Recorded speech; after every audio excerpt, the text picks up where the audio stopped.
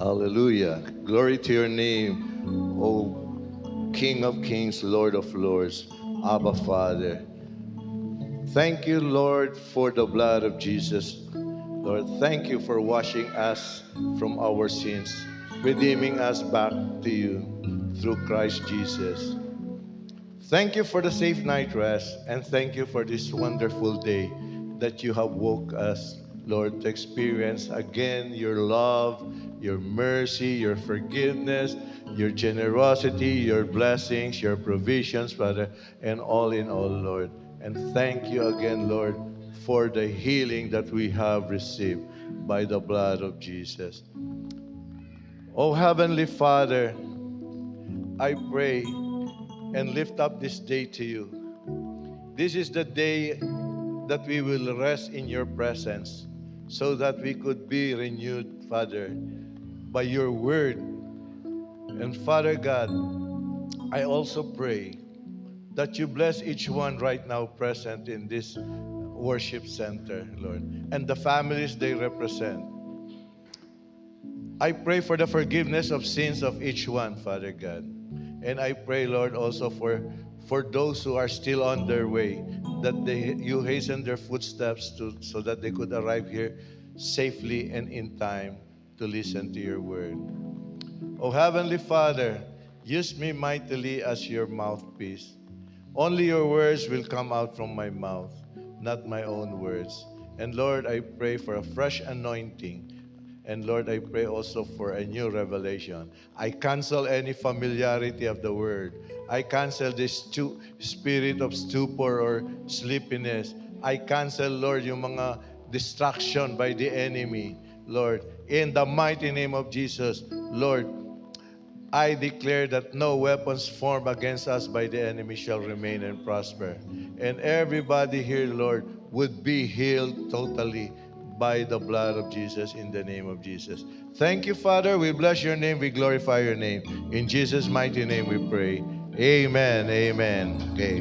Palakpakan po natin uli ang Panginoon. Okay. Sino po ang masaya-masaya na gising na ngayon maaga at nandito on time, no? Okay, sabihin mo sa katabi mo, good job ka. Okay, nandito tayo, no? Ano yun? LRJ? No? Lahira Jude, no? Tama? Lahira Jude, oo. Iba talaga pag nakapunta ka rito, you started out with the praising, worshiping the Lord. Tapos yung lyrics pa kanina, grabe, no? Totoo yun. No, grabe. The washing of the blood of the Lamb. No? Sabi nga ni John, here is the Lamb of God who takes away the sins of the world. No? Okay. So, good morning, good morning. No? Before I go on, I would like to know kung meron po first-timer tayo dito sa column na ito. Meron po ba? Meron? Oh, bakit hindi kayo pumalakpak? Dito, meron po ba? Huwag kayong mahiya. Taas, taas. Ay, praise God. Welcome, welcome. Welcome, welcome. Welcome to the family of CCFI. Okay, dito, dito. Meron ba? Meron? Okay. Dito, here. Okay. Medyo 1 million lang tayo this morning. Yung ibang millions, darating pa mamaya. Okay, we thank you. Oh, asan yung welcome cheers nyo? 1, 2, 3. Mukhang hindi pa nag-almusal ang iba. Ulit, ulit. 1, 2, 3. That's better. Yeah. Sige. So, para sa first-timer, I would like to introduce myself. Naka-post dyan. My name is Pastor Romualdo Lihe or Pichi. Nickname ko. Or you can call me Dadsi or Pastor or Kuya. No, whatever you wish to. Together with my wife, my beautiful and anointed wife, si Pastora Jane, no? And in behalf of the associate pastors and the church leaders, we head this congregation in spreading the gospel to everybody. No? So this is CCFI, Christian Church Fellowship International. No? So international kasi Hindi lang tayo nationwide, worldwide pa rin. Okay? Klaro ba yung boses ko? Naririnig niyo ako? Is it clear? Okay. Ngangati kasi lalamunan ko. So, for the past months, no? For the past months, almost 2 months na, no? We have been discussing the blessings in the book of Revelation, no? So,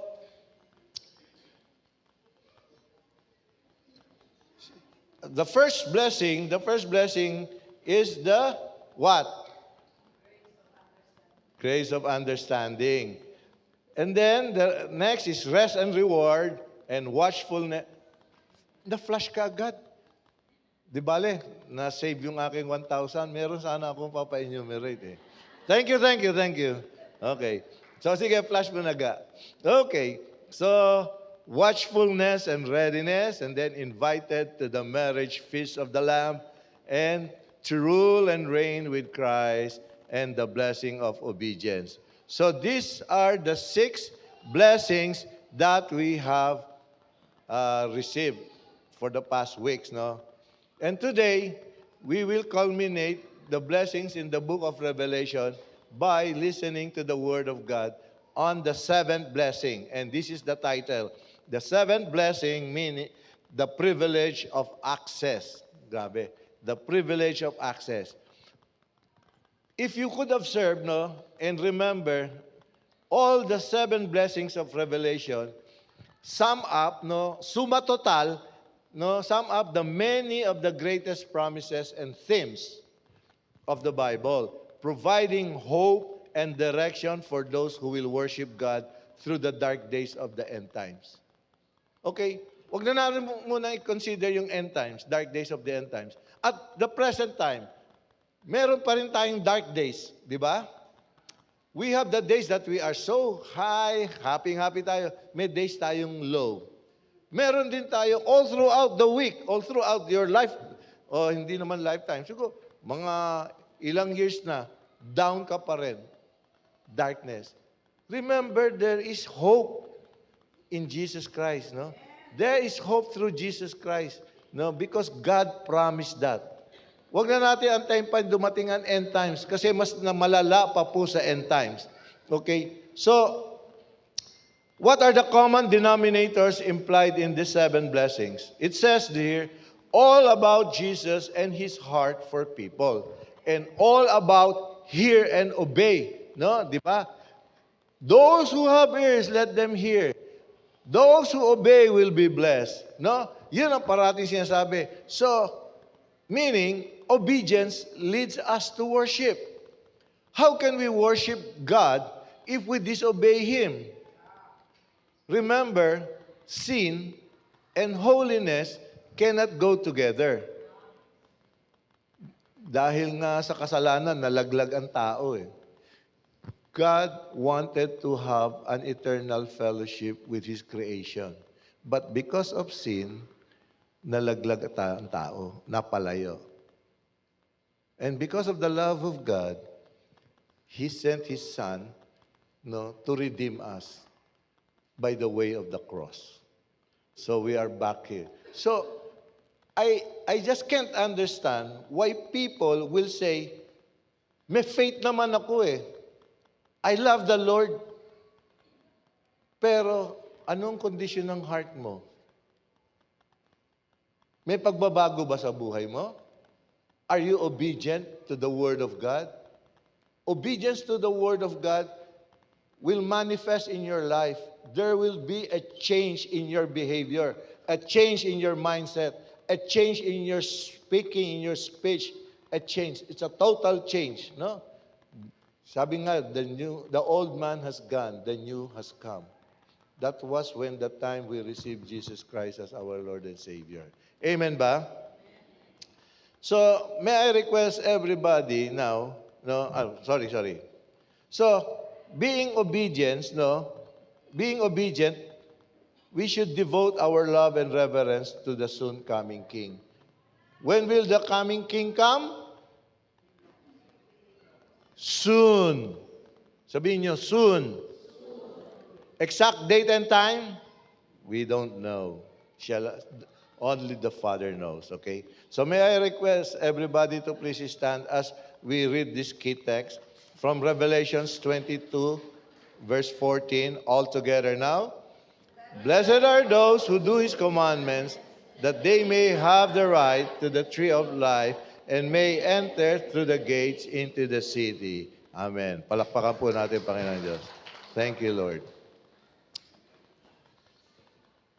Those who do His commandments, no? Doing His, ulit how can we be obedient if we do not do His commandments? Klarong-klaro dyan. Blessed are those who do His commandments. And remember, His commandments in the Old Testament is our parameter to know if we are sinning against God or not. Though it does not really, is not the means of our salvation. Our salvation is by grace. Sabi nga sa Ephesians 2, 8 and 9, no? To 9. For by grace you have been saved through faith in Christ Jesus. No, not by your good, not by your works, so that we may not boast. So it's by the grace of God. So doing His commandments does not earn us eternal life, but it is evidence that we have been granted eternal life. Di ba? Tignan niyo uli yung verse, no? That they may have the right to the tree of life. So by that time we approach the tree of life, ibig sabihin we are enjoying eternal life. But doing the commandment again does not earn us eternal life. Malinaw ba? It is only by grace that we are saved. So, besides, there is an inherent blessing in doing His commandments because they are good and right for us. So, this is a guideline, a standard for us to do good, to be right in the eyes of God. Amen ba? So, regarding the phrase, those who do His commandments, some translations have those who have washed their robes instead. So, imbis na do commandments, robes instead, no? So, the difference between two ancient Greeks. Sige, sino makapronounce nung una? So, wash their robes. All together. Hoin plunons testas. Wash their robes, no? Wash their robes. Or, hoy piot, do His commandments. Kahirap, no? Okay. Sige nga.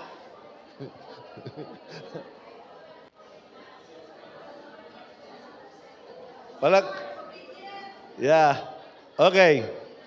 Alam nyo, nung binasa ko to, palagay ko, merong naturalized citizen ng Greek na Pinoy. Hoy! Hoy! So, okay. Dahil mas madali yung wash their robes, tsaka basahin naman natin yung version na. You don't need to stand anymore. Let's just read the version of NLT. Okay? So, together.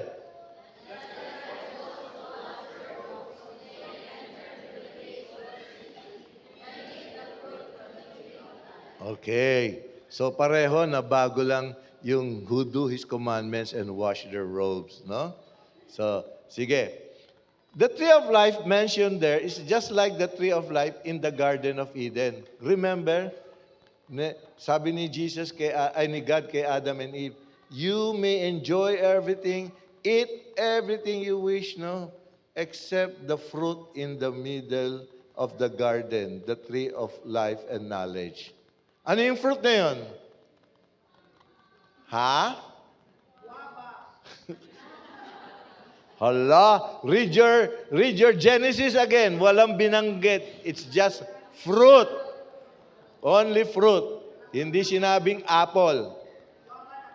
Kasi kung apple yun, walang apple ngayon. Kaya kita niyo yung logo ng apple, may kagat. Pero that is not true. Hindi apple yun. It's just a fruit. Klaro ba?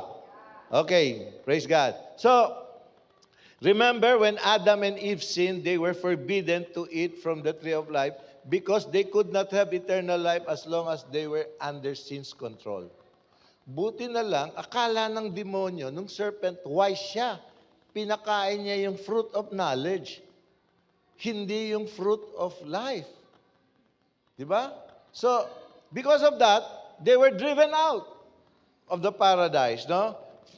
So, as long as we are under sin, we are under the control of sin, then we could not have eternal life. Klaro ba? So if we are sinning, no, you immediately repent and change, and ask for forgiveness and change. And don't commit the same sin that you ask for forgiveness for. Amen ba? Okay, so,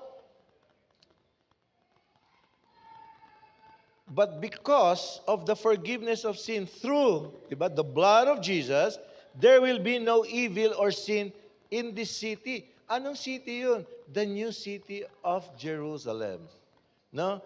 We will be able to eat freely from the tree of life when sin's control over us is destroyed. Once we enter the new city, wala nang kasalanan yun. No? All the sin are destroyed and our eternity with God is secure. In the new earth, God's people will eat from the tree of life because their sins have been totally removed, cleared na, kumbaga sa x-ray, klaro, no? Walang abnormalities, will be removed by Christ's death and resurrection. Kaya minsan nagtataka ako, bakit hindi maintindihan ng tao after receiving Jesus Christ as Lord and Savior, nagbababad pa rin sa dati niyang buhay. Parati pang iniisip, ini-entertain pa yung lies of the enemies. Kasi niyaya ako ng barkada ko, hindi ako makatanggi. Kasi bakit parating pinapaboran ang makamundong gawain kaysa sa makadiyos na gawain? Pag tayo, we are doing a godly purpose, then we are assured of peace, love, joy. We have contentment. No worries. Di ba? Magkaroon man tayo ng problem, we will consider it pure joy. Sabi ni James. Tama ba? Okay. So those who eat the fruit of this tree will live forever. Grabe, no? Kaya nga, hindi talaga marunong ang demonyo. Magaling siya manukso, pero kulang siya. Kulang siya sa kaalaman. Pero bakit ang tao sumusunod pa rin sa demonyo? Lies of the enemies. No? If Jesus has listen, If Jesus has forgiven your sins, so you will have the right to eat from this tree. Do you believe that? Do you claim that? Okay. So, wag na kayong bumalik sa dark past ninyo. It is a new life ahead of us. Amen ba? Okay. So, it says there, no? Can enter through the gates of the city. So, meaning, we will have an access. And access is a permission or liberty of entering a place, approach or communicate with a person or thing. So access is one word for enter through the gates and the consequential more privilege and blessing. Diba? Meron tayong mga gustong puntahan na mga lugar. There are places that people want to go and we want to have access, no? But it's not easy to enter that place. For example, Malacanang Palace. You need to have an appointment. Kailangan naka-register ang pangalan mo and proper attire ka. May dress code sila ron. Or, you need an appointment to speak, access to speak to VP Sara or to join the inauguration of, gusto nyo kay Donald Trump? Tapos na di ba? No? Or to have selfie with sila Bini, sila Taylor Swift, basta mga, hindi, naka-cordon yan. So those are some examples of having an access. Kaya access is important because there is a cordon sanitaire that prevents us from having that access. No? Balik tayo sa Malacanang. Grabe, no? Malacanang. A worldly office. Or office in the world. may dress code.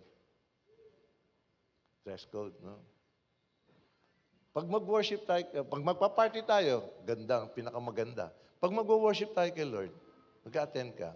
I'm not saying that you buy a very expensive dress or clothes, you buy something, but let's be presentable to the Lord. Sunday's best dress. It must be neat. Biro mo, pupunta ka kay Lord, mag-worship ka. This is just a comparison of how we treat our worship time and our worldly activities. Kahapon lang, share ko lang ito, I wanted to have my hair cut. Punta ako sa barbero ko, closed. Eh yung nakatira dyan sa kabila, nung pag-uwi ko rito, nakatira sa kabila, nakita ko, sarado pala kayo pagka Saturday? Oo, Saturday sarado kami, all Saturdays. Pero kailan kayo nagbubukas? Sunday to Friday. Bakit? Kasi yung may-ari si Dr. Sabadista. Ayaw niyang magtrabaho kami. Galing, no? Faithful ang mga Sabadista. Eh tayo, Christians, sabi ko sa commandment, honor the Sabbath day and keep it holy. Bakit ang Kristiyano tumatanggap ng gawain ng mundo na iisang tabi ang Panginoon? Dapat, medyo lenient na nga tayo eh. Sinasabi natin, bisa unahin mo lang muna Panginoon after nung worship service mo. And then you can do what's next. Pero it says clearly, honor the Sabbath day and keep it holy. Hindi sinabing honor Sabbath half day. Hindi 2 hours. Sabbath day. Buong araw yun. Keep it holy. How do we keep it holy? By studying the Word of God, by being together with your fellow believers, no? Or sharing the gospel to add to the lost, no? To the needy. That is how to keep it holy. Hindi yung paglabas mo ng worship service.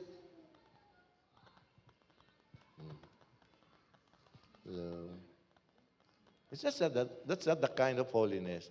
Holiness is sharing the Word of God. I'm not here to offend anybody. Kasi na-realize ko lang yung kahapon eh. It's an eye-opener uli. Bakit pagka Sabado hindi maobliga pati ng mga kumpanya, ng mga kung ano activities, nangyari di sa Pulumulo. Kinancel yung Saturday activity ni Mayor because of the SDA to give honor to them. Pero ginawa ng Linggo. You see? So we should be firm with our faith. We stand by our faith because sabi nga ni Matthew 6:33, seek ye first the kingdom of God and His righteousness, and all these things shall be added unto you. Okay? It doesn't necessarily mean on a Sunday lang. Every day, unahin muna po natin ang Panginoon. Amen ba? Huwag kayo magalit sa akin, ha? Galing sa Bible yun. So, going back, this last chapter of the prophetic vision given to John, the beloved, by Jesus Himself, is the chapter 22 of the book of Revelation. This is the final chapter where the New Jerusalem, a heavenly city, is described, and we have the privilege and access to be there. So as children of God, we are given that privilege and access to be there as long as we work out our salvation until the second coming of Christ, until He gives us the new city. Amen ba? Sino mga anak ng Diyos? Amen. Lahat ba anak ng Diyos? Dito. Amen. Good job. So, point number 1. Blessed are those who wash their robes. No? Grabe. Sino magaling maglaba rito? Blessed are... Ay, makikita mo. Kaya nga, blessed are those who wash their robes. No? We need to wash our robes. Mamaya malalaman niyo kung paano how to wash the robes. Salvation comes from having one's robe washed in the Lamb's blood. Thank you, Jesus, for the blood of Christ. Okay, so Revelation 7, verses 13 to 14 says, tingnan nyo ha, one of the 24 elders asked si John, who are these who are clothed in white? And where did they come from? Ito sagot sa 14. These are the ones who died in the great tribulation and have washed their robes in the blood of the Lamb and made them white. So ganun po ang paglaban ng robes natin. Our robes are so filthy, stained with sins of the world. And it is only to be washed by the blood of the Lamb so that we can become pure again. Okay? So, though the ones who died in the Great Tribulation, ilang beses na natin pinag-uusapan yung Great Tribulation, no? Sa ano-ano mang paraan, in several different ways, we have been explaining the Great Tribulation. Some believe it refers to the suffering of believers through the ages. Others believe that there is a specific time of intense tribulation yet to come. No? Ito yung intense tribulation, ito na yung yung mamarkahan na naman, yung mga naiwan na sa rapture. Right now, we are also suffering tribulations, pero not as worse as after the rapture. Okay? Dapat ang goal natin is to be with the rapture. Okay? So, in either case, no, believers come through their times of suffering by remaining loyal to God. So, yung po ang antidote. Let's always be loyal, faithful, committed, dedicated, devoted to God in Christ Jesus. Because they remain faithful. If we remain faithful throughout our lives here on earth, God will give us eternal life with Him. In fact, sinabi nga niya, once we receive Jesus Christ as our Lord and Savior, we have been blessed with eternal life. But we will fully enjoy that eternal life when we leave earth. Okay? So, it is very difficult to imagine how a blood could make any cloth white, no? Grabe, di ba? Naalala ko nung estudyante ako, pag nag-blot yung ink, whether blue or red, or ang hirap tanggalin ng mancha. Sunrox mo na, di ba? Hindi matanggal. Bawasan man ng konti, nandun yung stain pa rin, no? But the blood of Jesus Christ is the world's greatest purifier because it removes the stain of sin. Okay? Walang sinabi yung TAF, walang sinabi yung PC, personal collection, walang sinabi yung Sunrox. Walang sinabi yan. It's only the blood of Jesus. Baka mamaya may maligo sa inyo, gumagamit ng Sunrox, ha? Okay, so, remember, white symbolizes sinless perfection or holiness, which can be given to people only by the death of the sinless Lamb on our behalf. No? Sino yung sinless Lamb? It's Jesus. Jesus was born without sin, but He died as the most sinful man. Why? Because He took the sins of the world. Lahat yan. Because of His love for us to be saved. A sinless man to the most sinful man during His death, just to save mankind. Pero hindi siya nag-commit ng sin. He was not the one who committed the sin. He took all our sins to save us. Kaya, you should think about that. You should think about that. That alone is an encouragement for us to pursue our faithfulness, for us to pursue our commitment to the love of God. Amen? So, an amazing picture of the purity that comes with salvation and the price Jesus paid for our redemption. No, they were saved not because they cried tears of repentance or because they were killed martyred, but they were saved just like everybody else by the blood of the Lamb. Only Jesus can cleanse and save us. There is no other name that can save a person. It's only the name of Jesus. Ephesians 1, verse 7 says, He is so rich in kindness and grace that He purchased our freedom with the blood of His Son and forgave our sins. Okay? White by blood is an interesting phrase, and we don't think of things being made white by the application of blood, but only the blood of Jesus cleanses us. Isaiah 1:18 says, Come, let's settle this, says the Lord. Though your sins are like scarlet, I will make them as white as snow. Though they are red like crimson, I will make them as white as wool. Walang sinabi ang glutathione.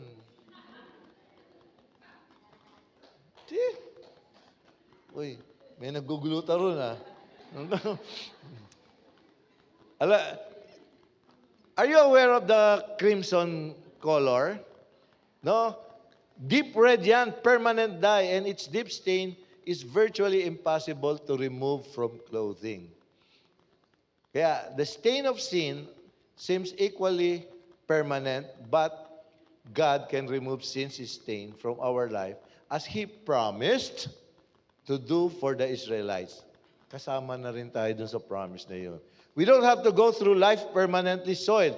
God's Word assures us that if we are willing and obedient, Christ will forgive and remove our most indelible stains. Biro mo, may pumasok na naman sa isip ko, ayaw ng Diyos na maging marumi tayo.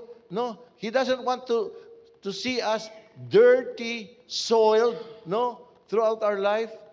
Pero may mga tao, kung maligo 3 times a year, birthday, Pasko, tsaka bagong taon lang, may excuse siya pag Semana Santa, bawal maligo. Pero si Lord gusto. So, remember, we must cleanse not only our bodies every day, but also our spiritual. So, eto, bakit parating sinasabi ang robes? No? Robe represents the visible character of man. Okay? How is your robe? No? Are we all wearing our own robe with our own flaws? Or each of us has the responsibility of washing our own robe? Ayan. Each of us. Meaning, synonymous ito. Nobody can save anyone. Nobody can save anyone. It is a personal decision for us to make to be saved.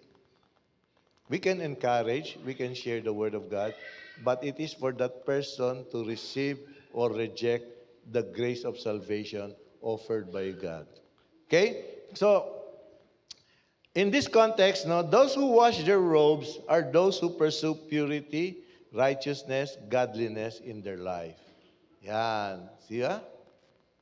So if you want purification, forgiveness, and spiritual cleansing, no, that is the way to wash the robes, no?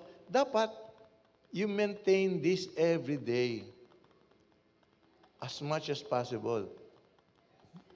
Pastor, mahirap yata yan. I agree.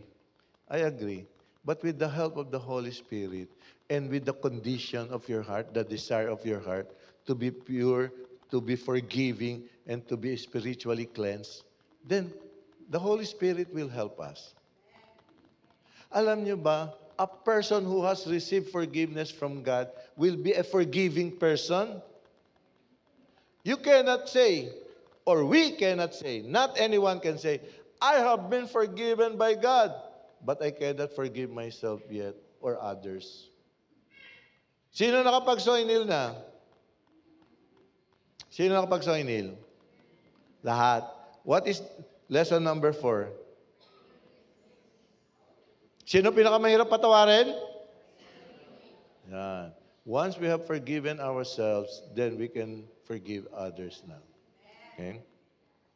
So, let's take a look again at Revelation 7:14, no?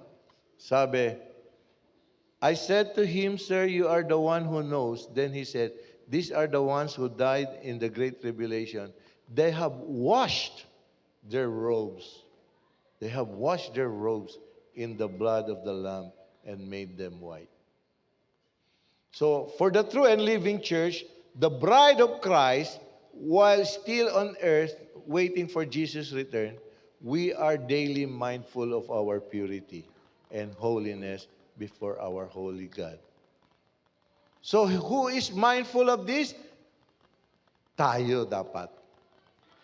Then, if you are not mindful, then check your heart. Then we should also wash our robes, no? It's in the present tense. Wash the robes in its present tense. It's a kind of readiness to be spotless, blameless bride of Jesus every day until the return of Jesus Christ. Kaya ba natin to? Mahirap, di ba? But if we read God's Word every day, we do our daily devotions, we pray every day, then it is very possible because the Holy Spirit will be with us, will help us. Okay? So, eto po, when we place our faith in the saving death of Jesus at the cross, we put on the righteousness of Jesus, but we still are on this earth. And we still sin, yes, no? Kasi sabi sa Bible, for all have sinned and fallen short of the glory of God. No one is righteous, not even one. No? But, from time to time, we sin, we lie, we doubt, we worry, we are unloving, impatient, indifferent, lazy. We cannot stand to see these blemishes sa atin. So what do we need to do? We need to wash our robe, no? Our robes. Ito po ang washing of robes. R is for repent, no? Repent. Decide to change about, no, who God is. No, hindi mo papalitan si God. You change your thinking about who God is.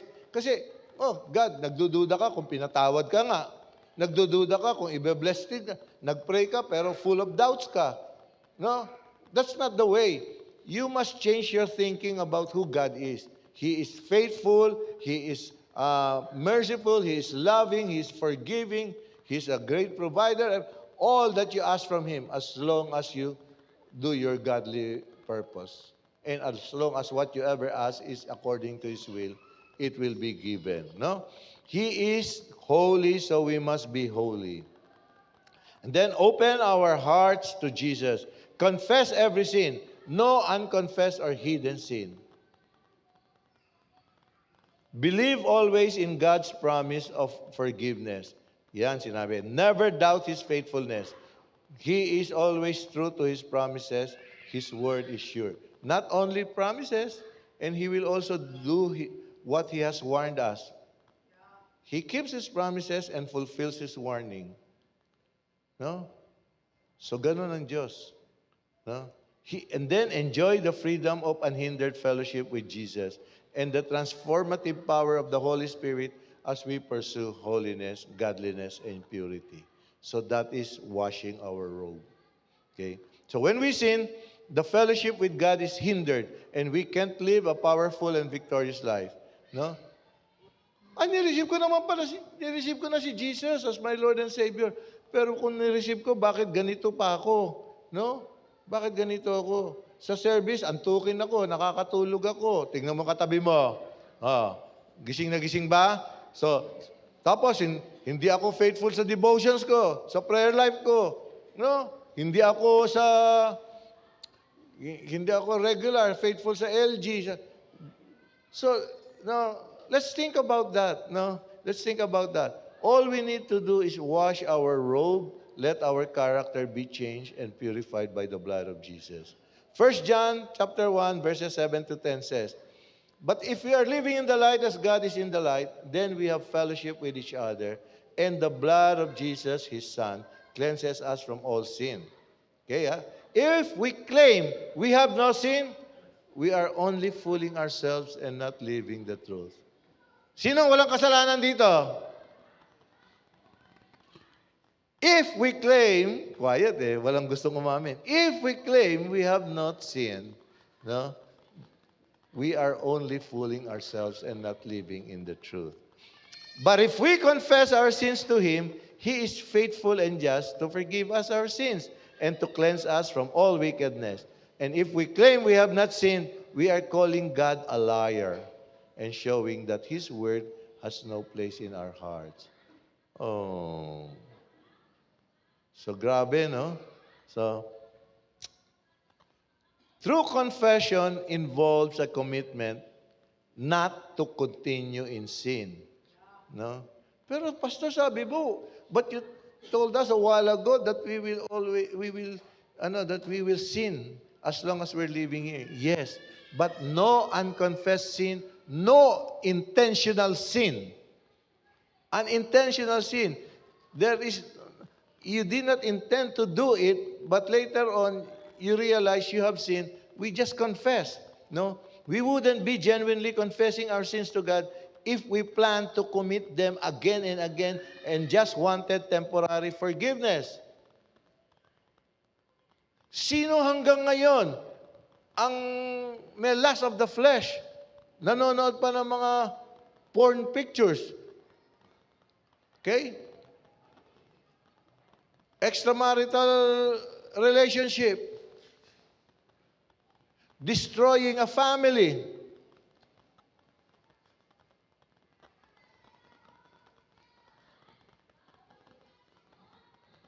I can hear a pin drop. Ting. Total silence. Okay? So we should also pray for strength to defeat temptation the next time we face it.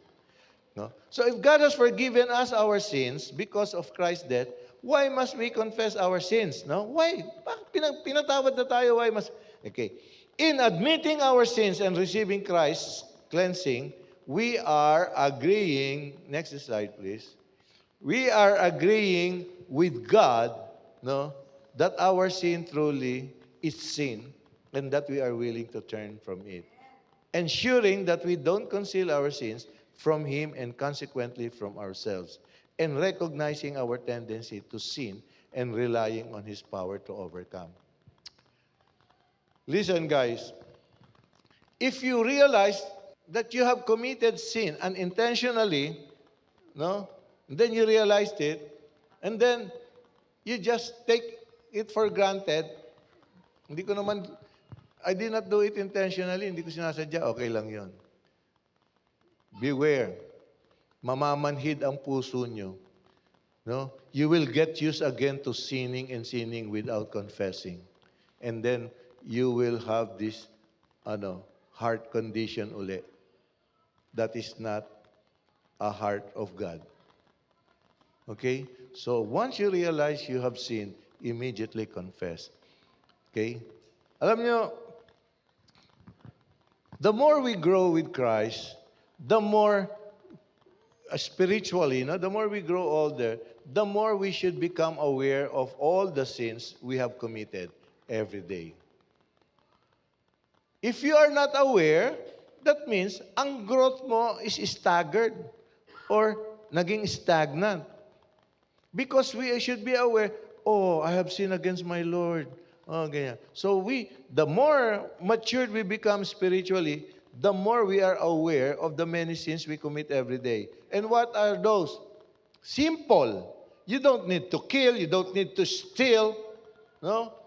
Simple as self-righteousness. Na, alam ko na yan. Familiar na yan word ni Lord.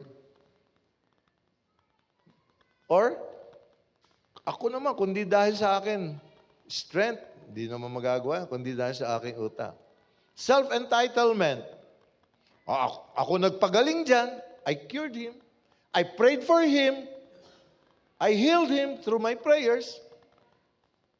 God is the one who heals prayer. We only intercede for the prayer. The faith of the sick person plus the faith of the person praying will make God's healing effective. Hindi pwedeng yung pasyente lang or yung sick person. You must have faith. And then nag-pray ka, mechanical ka, you don't believe in prayer, basta just to say it, magkakaroon pa rin tayo ng problem. So the faith, di ba? The prayer of a righteous man is powerful and effective. So before we pray, when we pray for us, when we intercede for healing, before we say that healing prayer, we make sure that we have confessed our sins, even dun sa sick person. Sabi ni David, if I regard iniquity in my heart, the Lord will not hear my prayer. So we need to make a simple confession. Okay? Lord, forgive us for our sins, Lord. Lord, again, at the same time, pinatatanggap natin yung sick person. Okay? Last time, binisita natin yung isang brother natin sa hospital. Pinag-pray namin. Tapos may 3 kasama sa room. Pinag-pray ni Mami. Yung 3 kasama, including isang Muslim. They all prayed. Tinitingnan ko sila. Bumubuka yung bibig. Sumusunod sila. They all received Jesus Christ as their Lord and Savior. Palakpakan po natin ang Panginoon. Okay? So, if you visit a person in the hospital and you pray for that person at may malapit na mga kama, try to pray also for the rest. Okay? Wala namang mawawala sa atin di ba? You pray for them in groups na. Hindi yung isa-isa. Tanungin mo lahat ang pangalan lang. Ask, you want me to pray for you? Ano mga pangalan siya? I'll pray for you. So, ganun lang. Okay? So, unloving remarks pa, no? Self-entitlement, unloving remarks. In short, altogether, ang tawag dyan is pride. Pride is like a monster that lurks in our hearts. If we are not careful, those are the times God wakes us up at 3 a.m. and we should come before God with a broken spirit and a contrite heart. Sino madalas nagigising ng mga 3 a.m.? Anong ginagawa? Sarap magkape. Sarap tumanaw-tanaw. Sarap ng pakiramdam. We are being awakened by the Holy Spirit to commune with the Lord. Okay ba? You need to pray. Lord, di ko alam bakit mo ginising pray. Lord, sino ba? Then think of people you should pray for. And think what you should pray for you, for yourself, and your family. Okay? So, who are those who wash their robes, no? Who are those who wash their robes? Those who put their faith in the work of Jesus on the cross have been made new. They are washed white as snow from their sins in the eyes of God. And those who are saved during the tribulation will also be reborn in Christ. These are the saints who died a painful death. They are called the tribulation saints.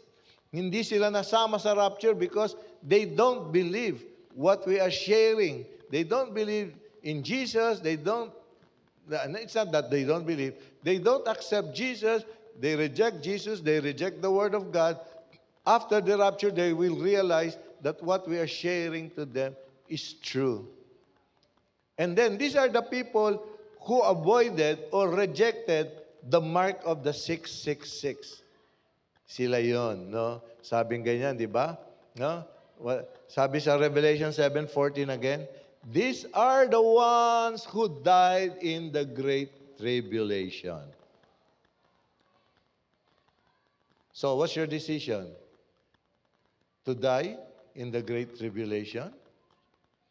Or to die to ourselves now and live for Christ, to be together sa rapture? That's a personal decision for us to make. Not my decision for you. Not your decision for anybody. It's a decision for us alone. Personal decision. Okay? So, first point. Grabe, first point pa lang, no? Haba. Blessed are those who wash their robes, no? Hindi. Tapos na tayo sa first point. So, the next, those who wash their robes by the cleansing power of the Lamb will have access to enter the city of New Jerusalem through its gates representing salvation and communion with God, no? Imagine ikaw, you want to enter a door or a locked city gate, no? Pero you don't have access, you don't have the key. Hindi ka makapasok. More so, if you are a person who does not put our faith in the Lord Jesus Christ, then we cannot enter the new city gates. So what do we need? What is our key? Our faith and purity, our spiritual cleansing, our forgiveness. No, that's the key. So the new city of Jerusalem, ito po ang picture. Wow! Ganda, no? The new city of Jerusalem. Okay? Tapos, next picture. Grabe. Wala. Okay, sige, mamaya na. So, namangha ako. Ang ganda, no? Isipin nyo kung ganyan ang pulumulok. Sabi. Revelations 21, verses 1 to 2 said, Then I saw a new heaven and a new earth, for the old heaven and the old earth had disappeared, and the sea was also gone. So the new heaven and the new earth, wala nang tubig. No, wala na. Streets of gold na yan. And I saw the holy city, the new Jerusalem, coming down from God out of the heaven like a bride beautifully dressed for her husband. Sarap pakinggan, ano?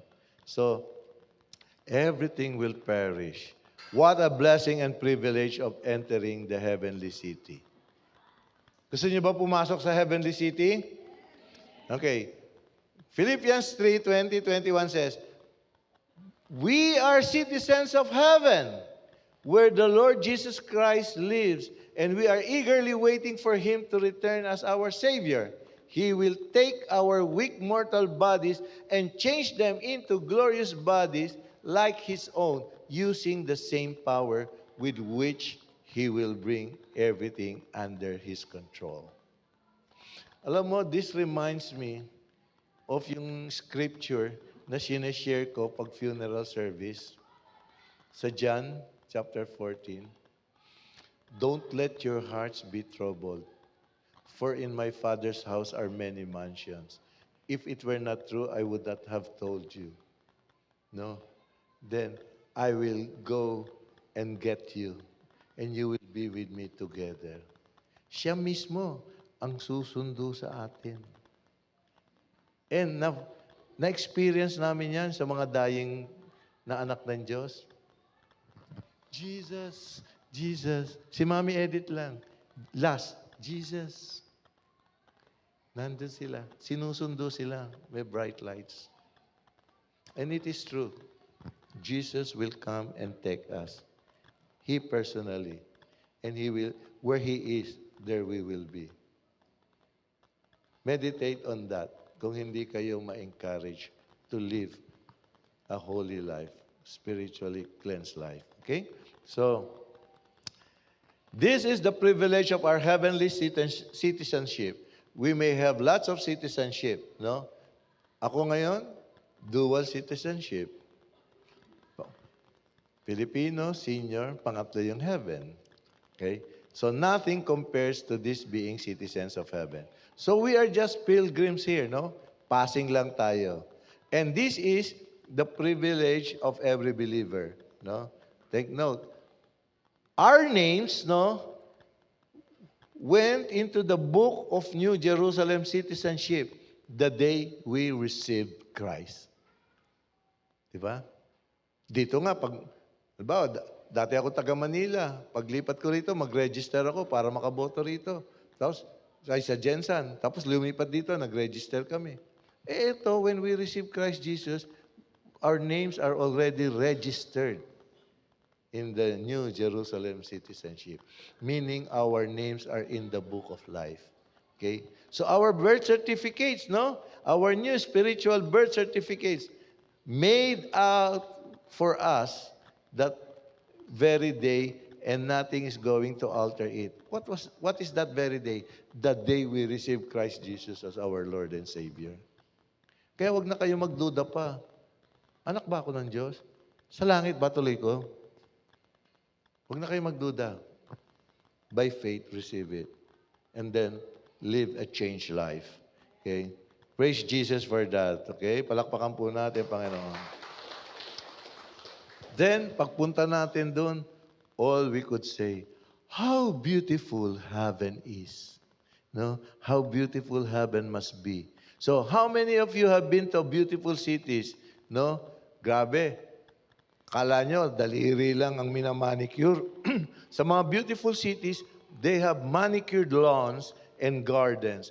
Sprawling and luxurious estates, no?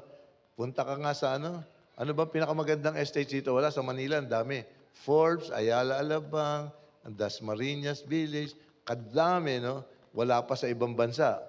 And with the most relaxing, no, feel houses, combining elegance and charm, majestic grand trees, graceful and ravishing, gorgeous, fragrant flowers. Sinong gustong tumira doon? Diba? Sarap, harmony. Sarap, no? It's a beautiful thing. Yung mga plantito, plantitas, meron dyan, napapangiti pag sinasabi kong plants, no? Grabe. Nag-spark-spark ang mga mata. Okay. But there is another city of which the Bible speaks, and we who have that single heavenly citizenship have this blessed hope to get there one day. So it is breathtaking indeed, and was what the early Christians of Philippi learned from the imprisoned Apostle Paul. Ano ito? That despite their lowly status with a proud colony of Rome, they could hope and long for the city of heaven. Same thing for us. We could hope and long for the city of heaven. No? Sige. Hindi ko alam, no? I just wonder, how and what revelation have you received from God about this heavenly city? No? Katanggap-tanggap ba? Are you longing for it? Because si Abraham foresaw this city. No? Hebrews 11:10 says, Abraham was confidently looking forward to a city with eternal foundations, a city designed and built, no, by God. See, God is the architect and builder of that city. Psalms 87, 2-5 says, He loves the city of Jerusalem more than any other city in Israel. No? So, than all the dwellings of Jacob. O city of God, what glorious things are said of you. I will count Egypt and Babylon among those who know me, also Philistia and Tyre, and even distant Ethiopia. Tama ba? And they have all become citizens of Jerusalem. Regarding Jerusalem, it will be said, everyone enjoys the right citizenship there, and the Most High will personally bless the city. So, maraming binanggit dyan, ano? Egypt, Babylon, Philistia, Tyre, and Cush, no? So, alam niyo itong mga taong ito, mga slave drivers, mga kasalanan, abusive, no? Ang pagmamalupit na ginawa sa Israelites.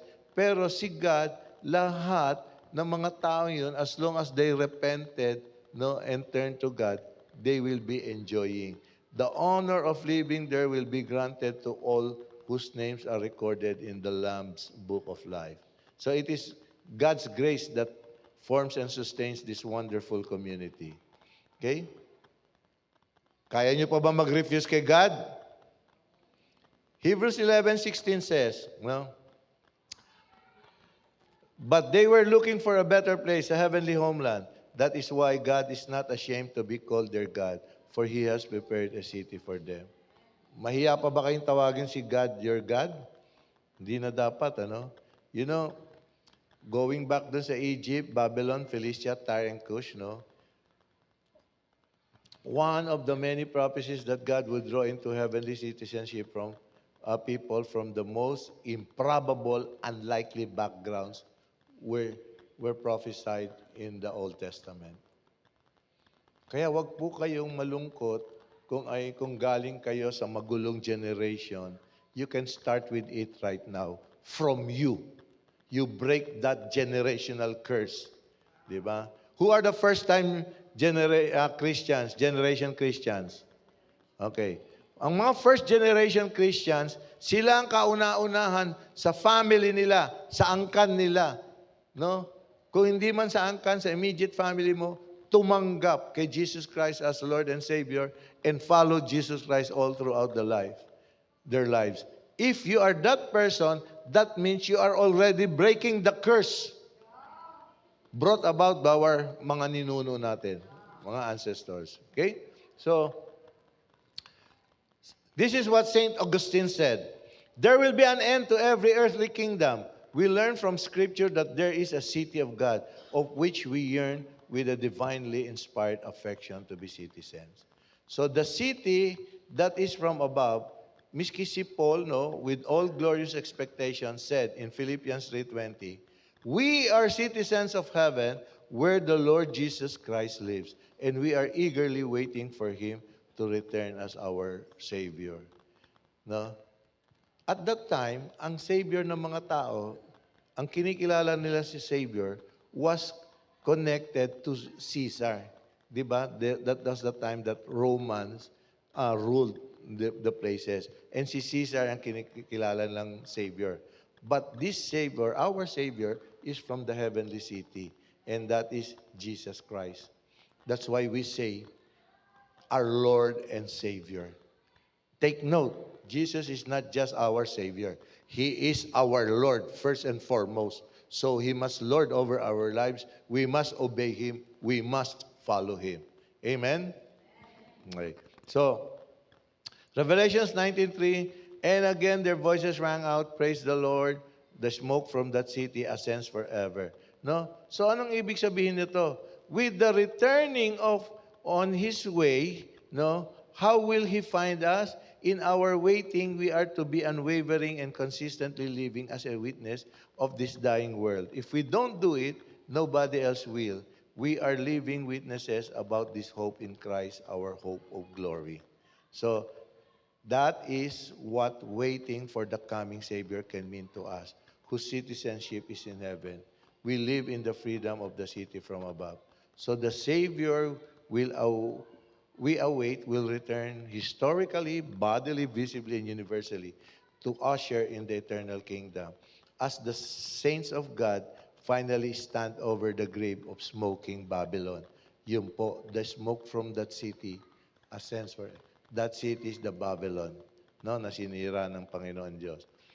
Again, so, first, we are blessed because blessed are those who wash their robes, and those who wash their robes by the cleansing power of the Lamb will have access to enter the city, no? To enter the city of New Jerusalem through its gates, representing salvation and communion with God. And that blessing, the blessing of those who wash their robes, will have access to the heavenly city and will have access to eat of fruit of the tree of life, symbolizing eternal life and spiritual nourishment. Okay? So, Genesis 2:9 says, the Lord God made all sorts of trees grow up from the ground, trees that were beautiful and that produced delicious fruit. In the middle of the garden, He placed the tree of life and the tree of knowledge of good and evil. So, ganun po. Ang nakain po. Alam nyo, why was Eve tempted? She responded to the temptation of Satan. And how did she respond to the temptation of Satan?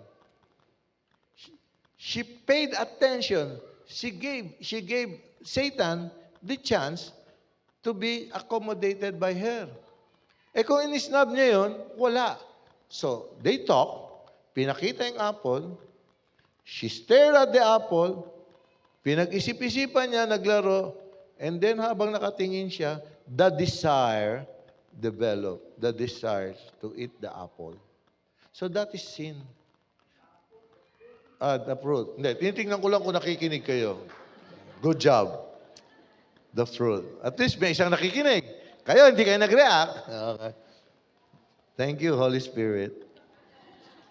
So, look, no? Same thing with the sin.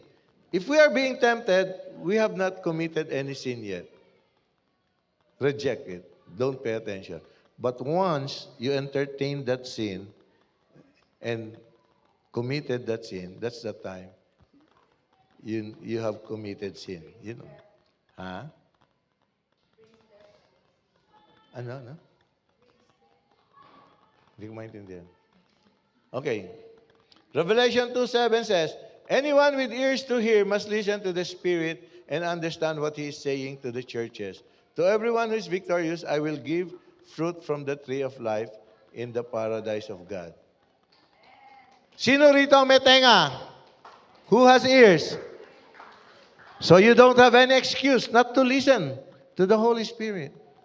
The Holy Spirit will tell us everything that He receives from Christ Jesus, which in turn, Christ Jesus has received from God the Father. So, to everyone who is victorious, I will give fruit from the tree of life in the paradise. Victorious from what? Victorious from temptation, from committing sin. Victorious from dying spiritually. Because Jesus already took the victory. He already won. He was victorious. That's why we are fighting with victory. Amen? So, those who are now in this paradise of God have already made a choice. We choose to wash our robes with the blood of Jesus, the blood of the Lamb. Only blood-washed believers have the right to partake of the tree of life from which mankind has been barred since the fall. And only those with robes of righteousness have access to the Holy Spirit. See, a holy city. Thank you, Holy Spirit. So, our faith journey is not an easy road, no? Parati ko sinasabi to. Our journey, parang kalsada ito ng Pulumulok. May concrete, may lupa, may balas, may stony, may uphill, downhill. So that is our journey in life, no? It's not an easy road. We have bumps and humps, highs and lows, rough winds at times, gentle winds, like a journey through a dark forest, symbolizing life's changes, but ending at the radiant tree of life. If we persevere, we pursue Christ Jesus, we will end at the radiant tree of life. So, can we show the images, no, of the beautiful gardens and the cityscapes? Yan, the tree of life in the midst of the paradise of God, no? And then yung mga gardens, grabe. Mga plantitos, plantitas, take note of the scenery. Okay? Wow, no? Imagine meron kang ganyang pond, no? And that is your stay vacay, no? Grabe, no? Ganda.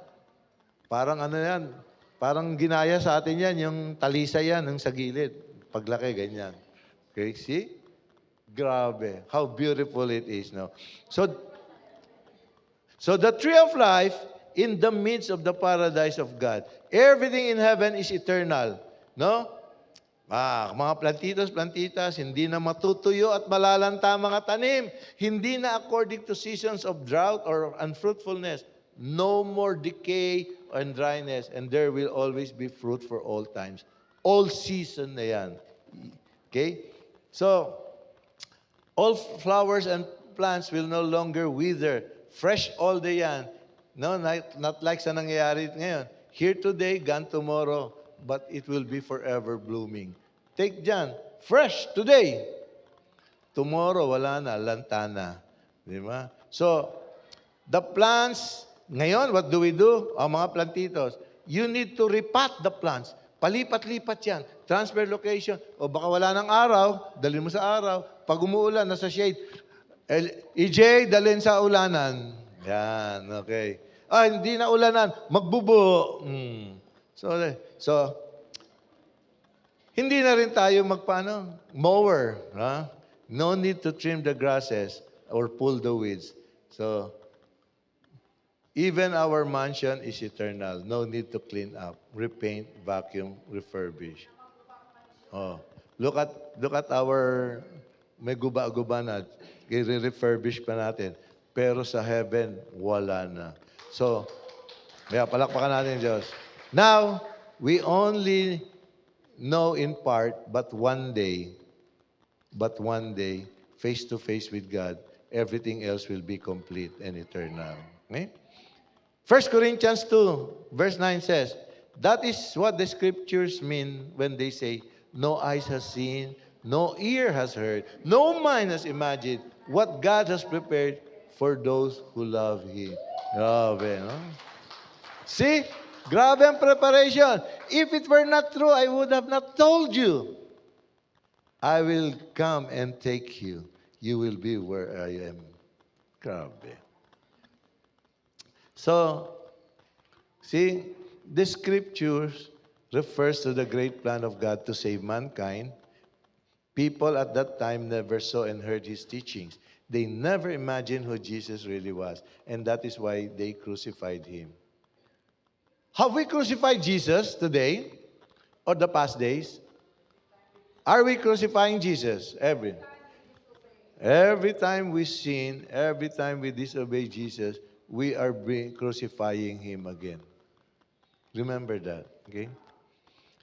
So, this is what we must look forward to. No? So those who love Jesus, no eyes has seen, no ear has heard, no mind has imagined what God has prepared for those who love him. We only need to have faith. Faith. Remember, just as Jesus asked Peter, no? John 21:15, how many times did Jesus ask Peter, Simon, son of John, do you love me more than this? No?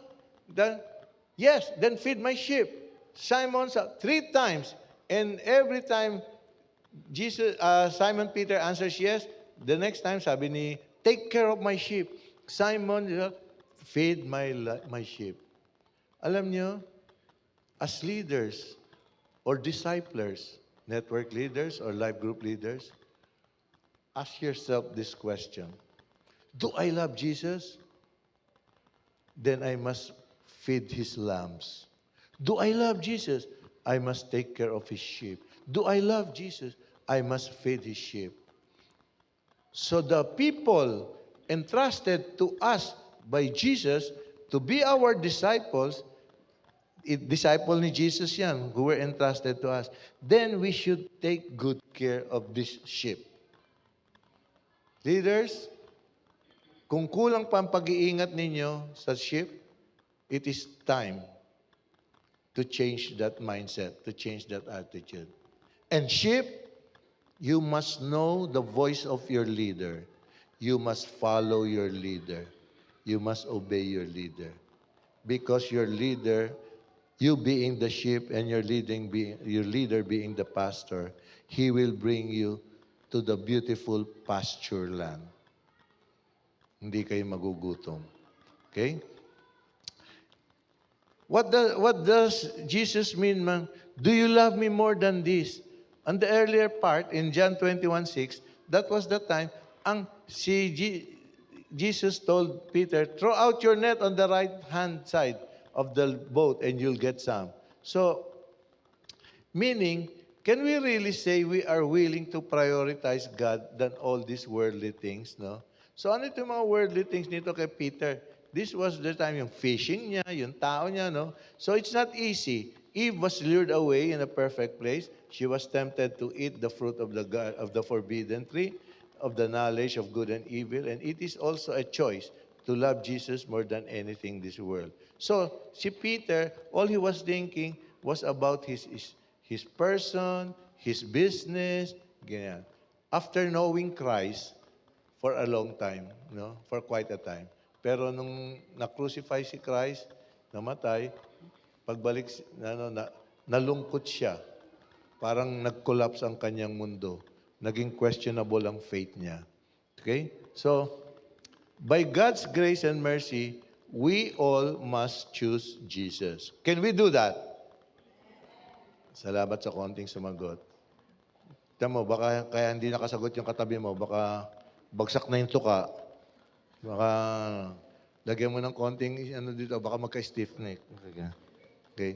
So, in conclusion, happy na, palakpak na, conclusion na. So, conclusion, those who choose and love Jesus are those who wash their robes, those who are blessed to have access to the heavenly city, and blessed to have access and privilege to eat of the tree of life. That being said, you having heard the word of God, do you want to accept Jesus now as your Lord and Savior? Addressing this particularly to the first-timer. Nasaan po ang first-timer? Pwede pong mag-request tumayo ang first-timer. First-timers, may dumating pa. may I request you to stand? Can you stand? Yan. Good job. Sige. Meron pa rito? So, wala. Isa lang. Ga. Tindog lang, ga. Tindog. Okay. Sige. Huwag ka mahiya. O, samahan nung nag-invite, tumindig din para hindi mahiya. Alam mo ba? Sige. You responded, no? Hindi sa invitasyon nung nag-invite sa'yo, but to Jesus Christ na tinatawag ka. Naging instrumento lang ang nag-invite sa'yo. Okay? So if you want to be part of the body of Christ and you want to choose Jesus, I will lead you into simple prayer. Gusto mo ba yon? Make it your personal prayer. Okay? Oh, tindog. Hindi pa tayo ito. Maiksi lang ito. It will be as simple as ABC. Okay? Sige. Repeat ka na. Ha? Sunod ka na sa akin. And you have to say it. You have to say it. Okay? Abba, Father in heaven. Leaders, you can recommit yourselves. Okay. Abba, Father in heaven. I come before you right now, acknowledging with all humility that I am a sinner. And I ask forgiveness for my sins. I believe that you sent your Son, Jesus Christ, to die on the cross for me to be redeemed back to your love.